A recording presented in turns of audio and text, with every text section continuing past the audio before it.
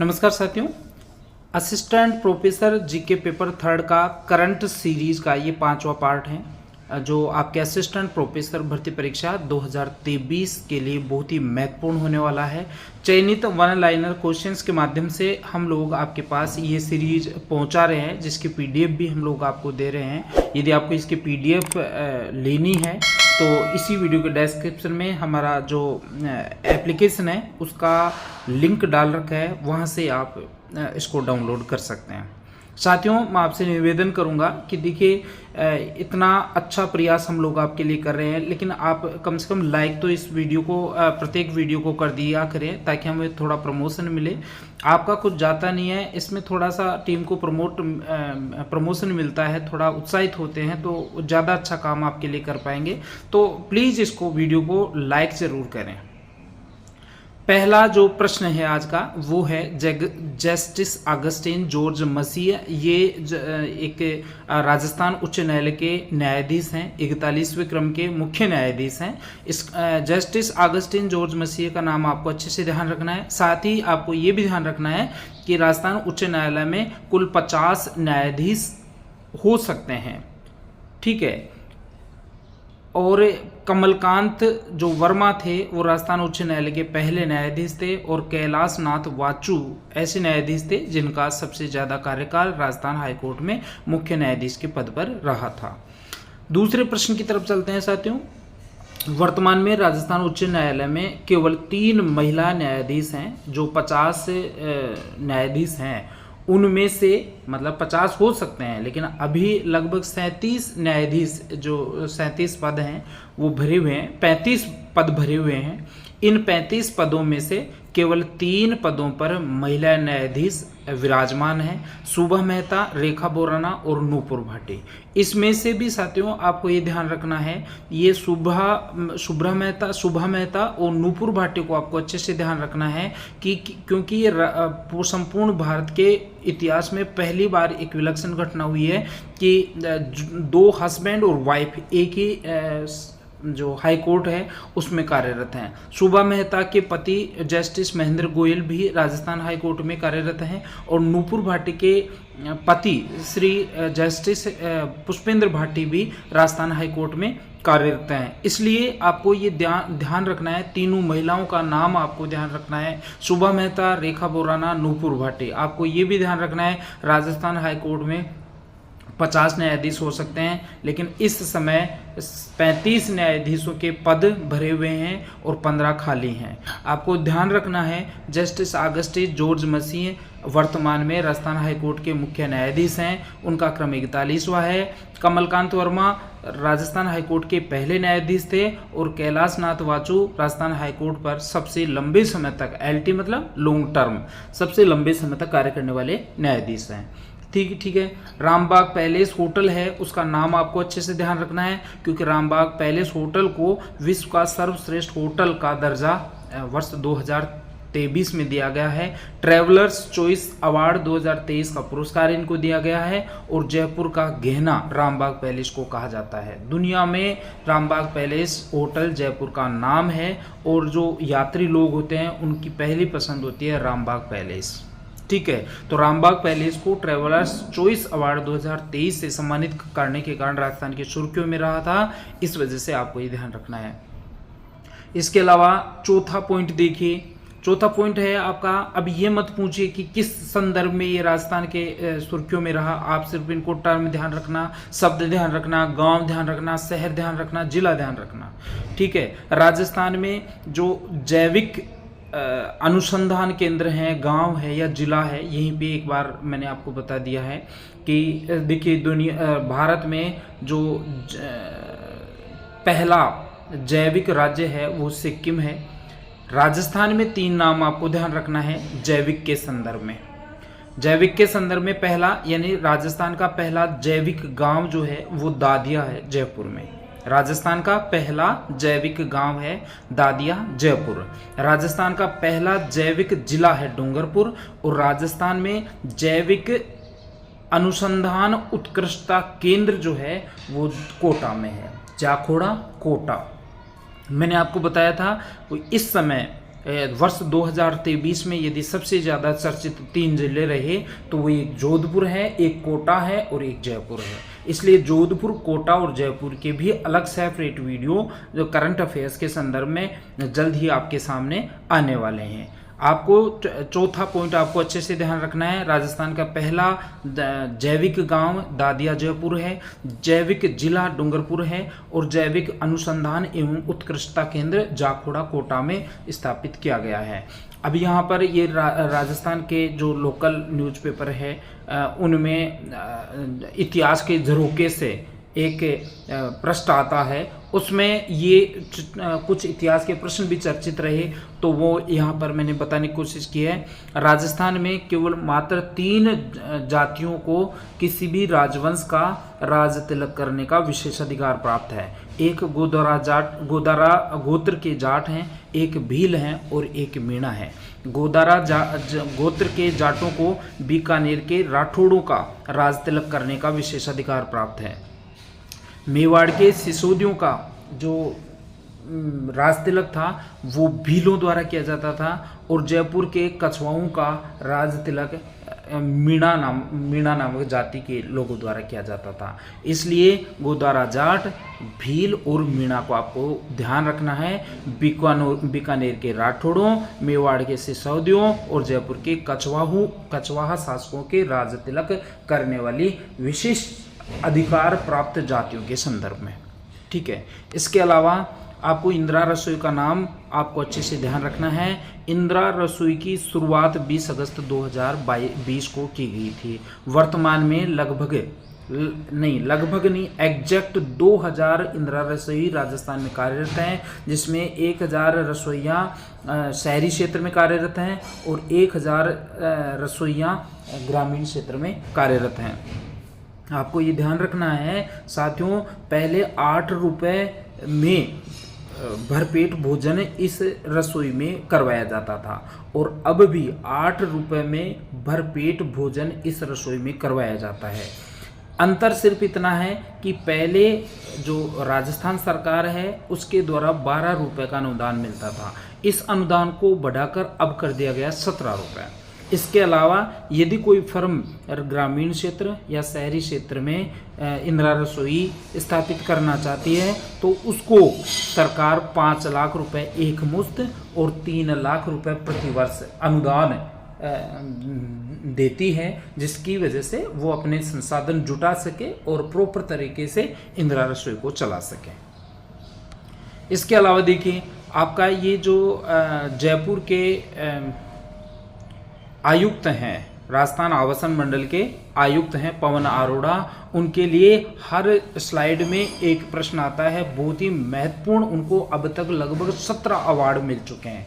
इन्हीं के प्रयासों से श्रीमान पवन अरोड़ा जी आयुक्त राजस्थान आवासन मंडल के जो हैं उनको अभी उन्हीं की वजह से राजस्थान के जयपुर के 2 प्रोजेक्ट हैं उनको बेस्ट एनवायरमेंटल फ्रेंडली अवार्ड और best innovative project of the year का पुरस्कार दिया गया है। उसकी वजह से राजस्थान आवासन मंडल को the golden globe award for the leadership का पुरस्कार भी दिया गया है।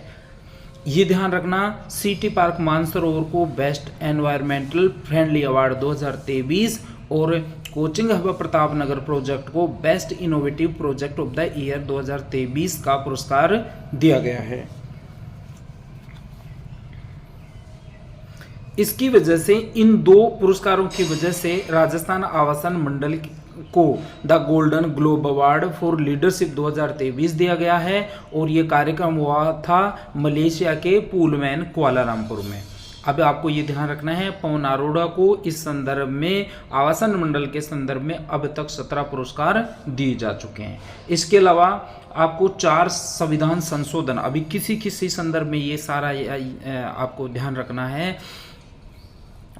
क्यों चर्चित रहे ये मत पूछना, आप सिर्फ आपको टर्म ध्यान रखना है। पूरे साल में ये 4 संविधान संशोधनों के बार बार प्रश्न पूछे गए या बार बार चर्चित रहा। 7वां संविधान संशोधन 1956 में हुआ था, क्योंकि इस संविधान संशोधन द्वारा अनुच्छेद 153 में संशोधन करके एक व्यक्ति को एक से अधिक राज्यों का राज्यपाल नियुक्त करने का प्रावधान जोड़ा गया था। अर्थात 7वां संविधान संशोधन अधिनियम ये कहता है कि कोई भी एक व्यक्ति एक से अधिक राज्यों का राज्यपाल नियुक्त किया जा सकता है। इसके अलावा 52वां संविधान संशोधन 1985 आपको ध्यान रखना है, क्योंकि ये दल बदल रोक अधिनियम पर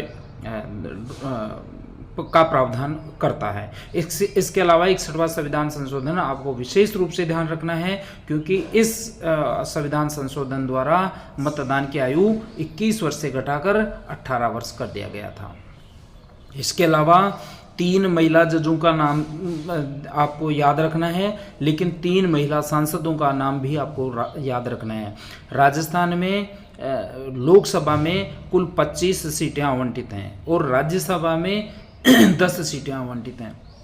साथियों, आपको ध्यान रखना है कि राजस्थान में राज्यसभा की आवंटित 10 सीटों में एक भी महिला सांसद नहीं है, लेकिन 25 जो सांसद लोकसभा वाले हैं उनमें से 3 महिलाओं को बीजेपी ने टिकट दिया था और तीनों के तीनों जीतकर अपने संसद में पहुंची थी। आपको ये ध्यान रखना है, वर्तमान में राजस्थान की 3 महिलाएं लोकसभा में बैठी हैं। पहली हैं राजसमंद से दिया कुमारी, दूसरी हैं दौसा की जसकौर मीणा, तीसरी हैं भरतपुर की रंजिता कोहली। ये 3 महिला सांसद हैं जो संसद में बैठी हैं, लोकसभा का प्रतिनिधित्व अपने राजस्थान से कर रही हैं।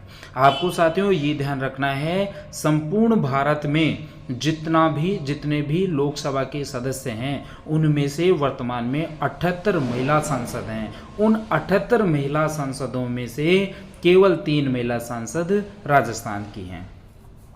आपको ये भी ध्यान रखना है कि वर्तमान जो 15वीं लोकसभा है उसमें 27 महिलाएं हैं। राज्यसभा जो अपनी विधानसभा है, राजस्थान विधानसभा की मैं बात कर रहा हूँ, वर्तमान में 15वीं राजस्थान विधानसभा में महिला सदस्यों की संख्या, महिला विधायकों की संख्या 27 है, लेकिन सर्वाधिक महिला विधायकों की संख्या 14वीं विधानसभा जो पिछली विधानसभा थी उसमें थी 28 महिलाएं, उस समय थी 14% महिला प्रतिनिधित्व जो अब तक का सबसे ज़्यादा था। ये आपको ध्यान रखना है। इसके अलावा वर्ष 2023 में अनुच्छेद 213 और 123 राजनीतिक पार्टियों द्वारा राज्यपाल पद के अनुचित प्रयोग के कारण काफ़ी चर्चित रहा। साथियों, अनुच्छेद 213 और अनुच्छेद 123 दोनों अध्यादेश जारी करने की शक्ति से संबंधित हैं।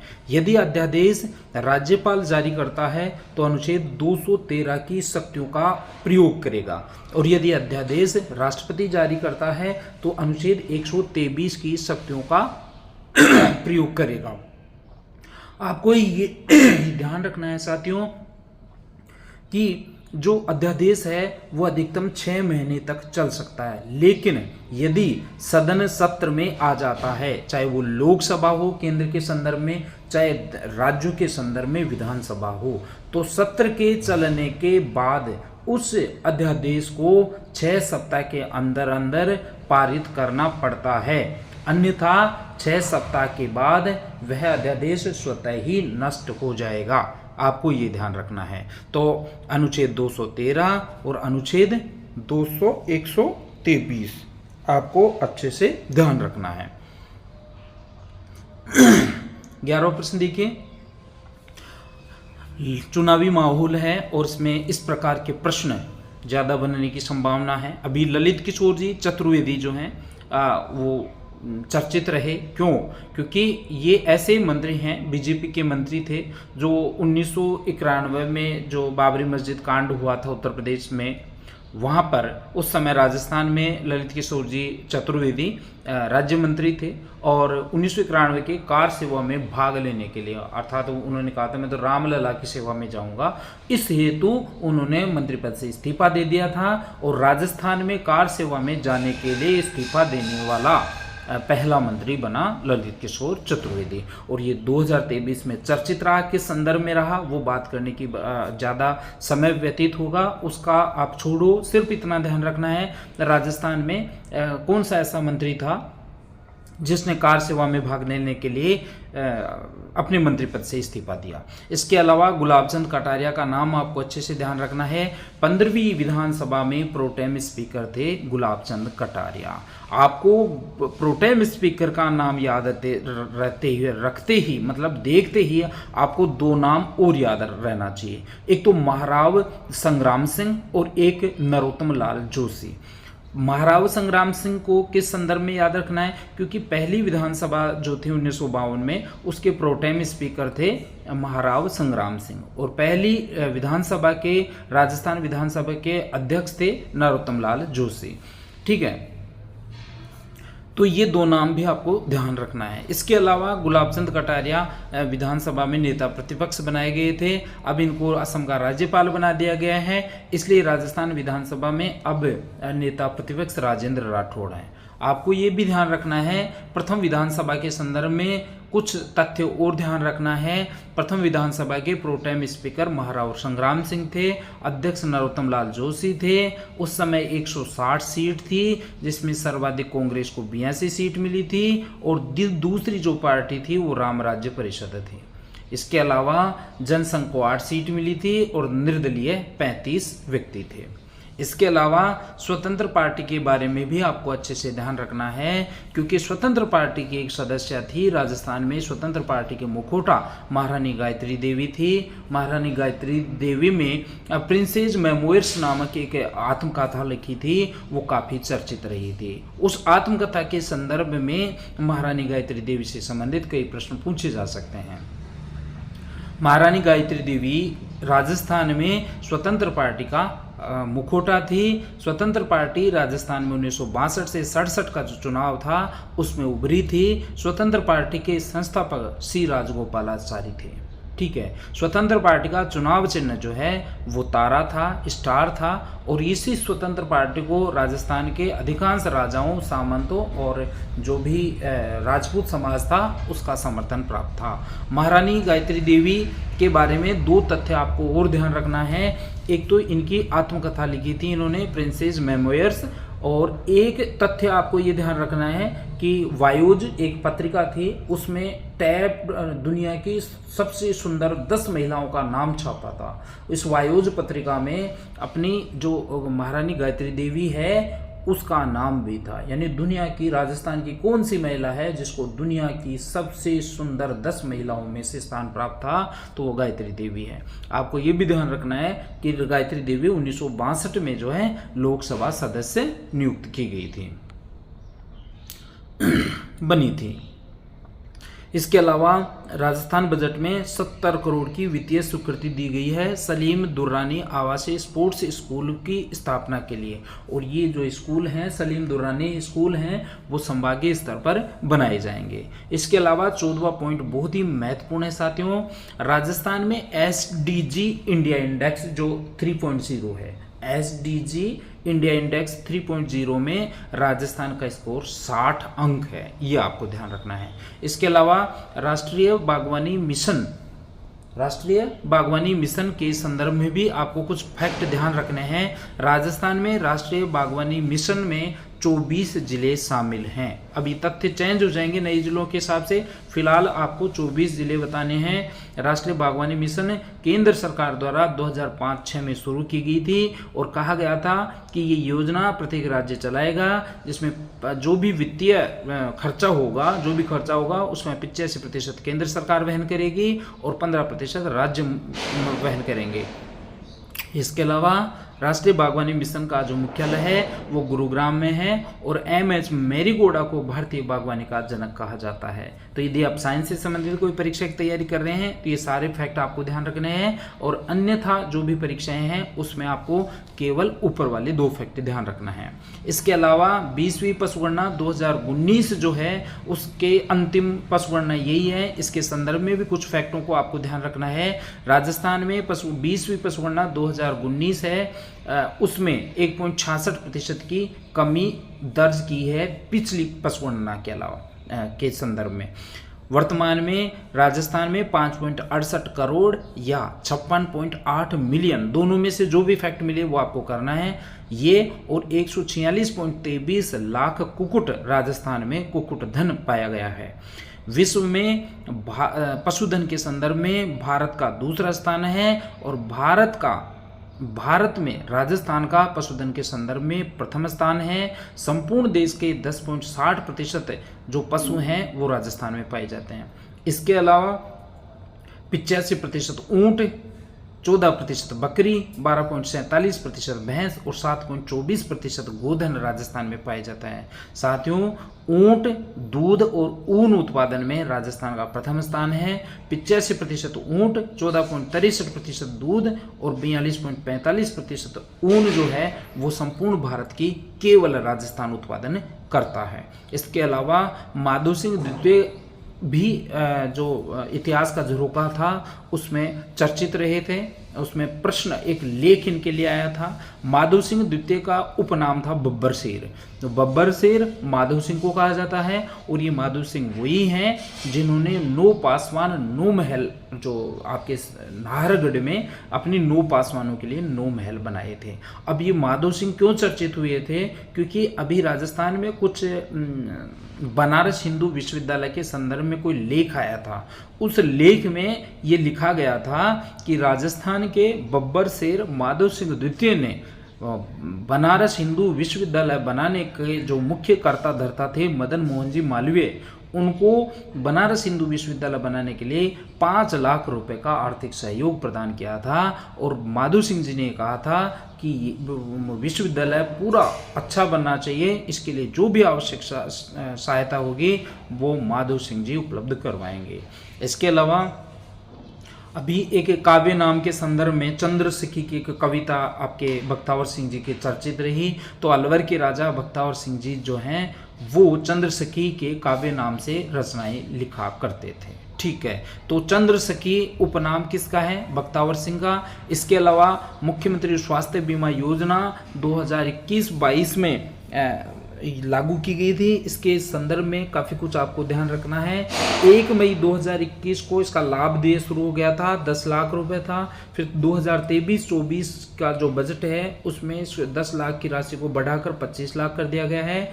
ध्यान रखें, इस जो आपकी योजना है मुख्यमंत्री स्वास्थ्य बीमा योजना, उसमें 5 दिन पहले और 15 दिन बाद तक का बीमा कवर किया जाता है।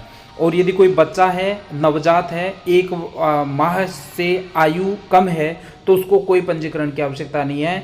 इस योजना का लाभ उसको उसकी माता के जनाधार के आधार पर दिए होगा। इसके अलावा आपको ध्यान रखना है, भारत में जो तमिलनाडु है वो देश में सर्वप्रथम बजट, कृषि बजट आवंटित करने वाला, कृषि बजट चालू करने वाला, अलग से चालू करने वाला राज्य था।